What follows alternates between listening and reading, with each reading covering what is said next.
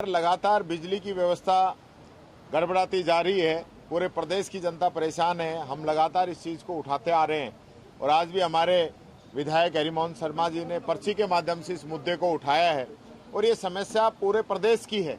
और हम ये भी जानना चाहते हैं कि मुख्यमंत्री जी ने ये कहा कि हमने छत्तीसगढ़ में जो हमारी माइंस हैं उसके लिए वहाँ के मुख्यमंत्री जी ने फॉरेस्ट की ज़मीन पे एनओसी दे दी है उसको चलाने के लिए, और वहाँ के मुख्यमंत्री उस चीज़ के लिए मना कर रहे हैं कि हमने कोई परमिशन नहीं दी है। तो ये जो विरोधाभास की स्थिति पैदा हो गई है इसको भी सरकार क्लियर करे। और दूसरा मैं कहना चाहूँगा, बहुत बुरी स्थिति गाँवों के अंदर है, पब्लिक परेशान है।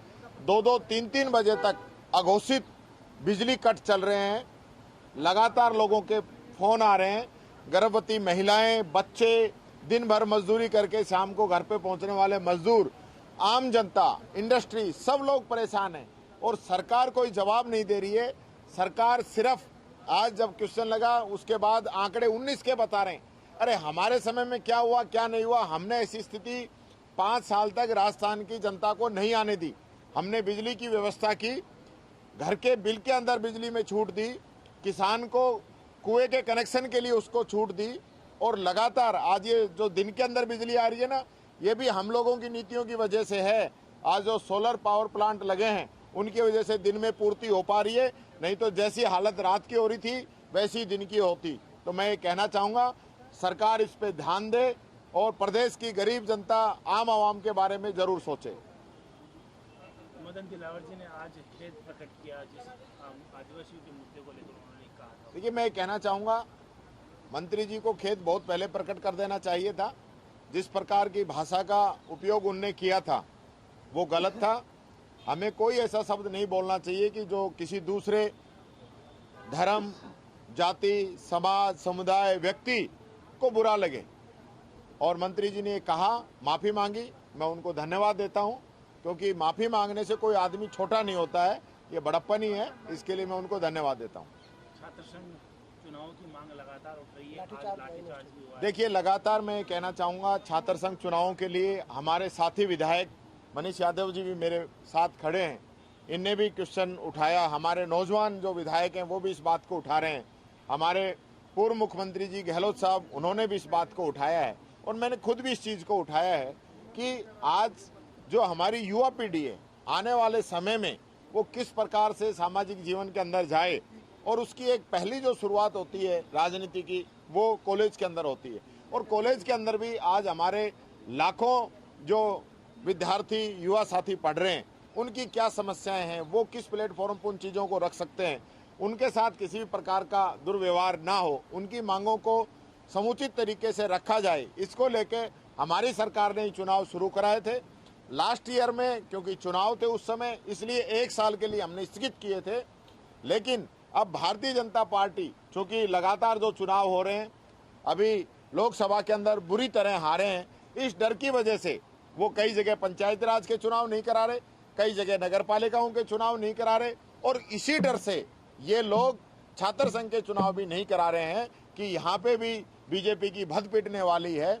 युवा जो हमारे छात्र हैं उनको ध्यान में रखते हुए मैं पुरजोर तरीके से सरकार से मांग रखता हूँ कि छात्र संघ चुनाव की तिथि जल्द से जल्द घोषित करें। ठीक है साहब, एक मामला उठा है मोहना मंडी को लेकर के, इसमें ये कहा गया है कि कांग्रेस के कुछ नेताओं ने प्रेशर दिया, मैं नाम भी रखूंगा, ऐसा उन्होंने कहा। देखिए, नाम तो आप रख नहीं सकते जब तक कोई मामला उजागर नहीं हो, लेकिन मैं कहना चाहूँगा जो आवाज़ माननीय विधायक महोदय ने उठाई है उस पर मंत्री जी ने पूरी जांच कराने का आश्वासन दिया है। जांच आ जाए उसके बाद बात करेंगे।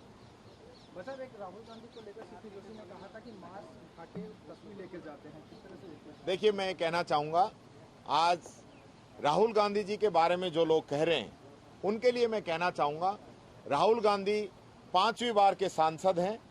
राहुल गांधी दुनिया के अंदर सबसे लंबी पैदल यात्रा, भारत जोड़ो यात्रा करने वाले व्यक्ति हैं। उन्होंने 4,500 किलोमीटर एक बार पैदल और गाड़ी और पैदल के द्वारा मणिपुर से लेकर मुंबई तक की यात्रा और कन्याकुमारी से लेकर कश्मीर तक की यात्रा उन्होंने की है। वो उस परिवार से आते हैं जिसकी एक शहादत इस देश के लिए उस परिवार ने दी है। श्रीमती सोनिया गांधी जी ने इस देश की रीति नीति को अपनाया और प्रधानमंत्री पद तक उन्होंने ठुकराया। राजीव गांधी जी देश के लिए शहीद हो गए। देश को एक रखने के लिए उनको बम से उड़ा दिया गया। महात्मा गांधी जी को गोली मार दी गई। पंडित जवाहरलाल नेहरू ने अपने जीवन की सारी जो कमाई उस समय आज़ादी के समय उन्होंने देश को दान की। इंदिरा गांधी जी आतंकवाद को खत्म करने के लिए देश के लिए कुर्बान हो गई, मर मिट गई। आज गांधी नेहरू परिवार की जो पीढ़ी है, राहुल गांधी, उसको लेकर इन लोगों के दिल के अंदर डर है, भय है। वो निडर आदमी है, उसकी इन लोगों ने लोकसभा की सदस्यता खत्म की, वापिस आया। उस व्यक्ति को इन्होंने जो नहीं कहना चाहा था वो कहा, उसके बावजूद वो व्यक्ति टिका रहा। और आज भी कितने सारे इन लोगों ने षड्यंत्र रचे, हमारे खाते सीज किए कांग्रेस पार्टी के, हमारे नेताओं को ईडी, इनकम टैक्स, सीबीआई के डर से डराया गया। खुद राहुल गांधी जी को 56 घंटे तक ईडी ने पूछताछ की, उसके बावजूद वो उन सब से बाहर निकल के आए और 400 पार की बात करने वाली बीजेपी को घुटनों पे लाके टिका दिया। इसलिए ये लोग राहुल गांधी से डरते हैं, इस प्रकार की ये बात करते हैं। मैं पूछना चाहता हूं इन लोगों से, आज बीफ निर्यात देश के अंदर घटा या बढ़ा है, इसके जवाब दें। इनका मंत्री कहता है मैं बीफ खाता हूं, उसका जवाब दें। इनके मंत्री बीफ के लिए लेटर लिख के भेजते हैं, उसका जवाब दे। अरे राहुल गांधी की क्या बराबरी करेंगे लोग?